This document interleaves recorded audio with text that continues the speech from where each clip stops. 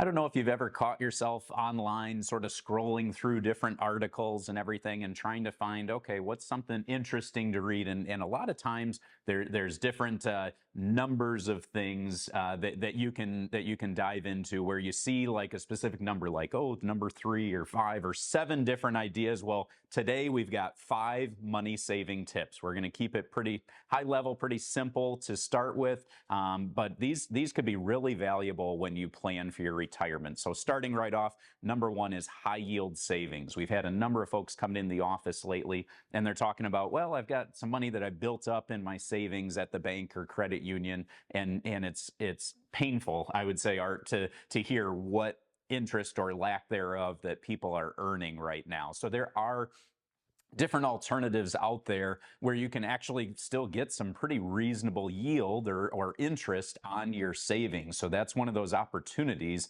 to be making money with your money. No, that's a great point. And the next piece, that the money saving thing, is think about automating the process with everything out there, right? If it just happens and if you don't have to be involved in it, many more times there's a chance of being more successful.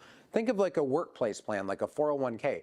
Most of the time those are automated, right? It comes right out prior to you even seeing the money. And so 3% or 6% or whatever your amount going in, you can do those same things with your own IRA, your own Roth, or like an after-tax brokerage account where you have like automatic deposits set up, whether that be a monthly or weekly basis or rate, kind of coordinated with when you're getting paid. So those funds are going directly into those accounts and accumulated, being invested. And so that way it's kind of out of sight, out of mind, right? And then you don't have to worry about, okay, I'm going to get to that, or when I get extra. That way it just comes in and then it's going in there, and then it takes that guesswork or that thinking piece out of it. And we see people have great success with that. And then you can adjust those dollar amounts over time. If you were to get a raise or you to get something, we can slowly start increasing those. Or like with IRA or Roth contributions, those maximums change every year, right? We can put a little bit more in. So consider doing that. And again, it kind of takes that guesswork out of it so you can continue to grow that account over time. Yeah, number 3 of our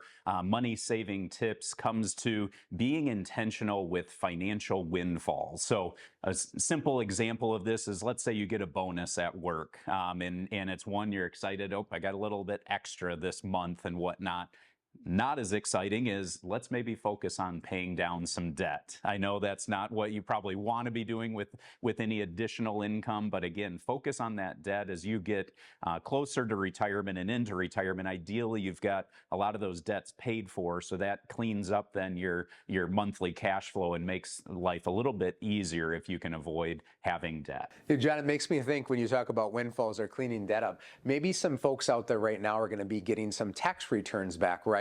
This year, because of some tax law changes, folks may be getting a little bit bigger than normal tax return. That's a great thing to be putting that in. Like John said, it's not as fun, right? You see a lot of ads this time of year about the car sales or the big screen TV, but boy, what a great way, maybe if you're getting a tax refund back, to look at paying down that debt.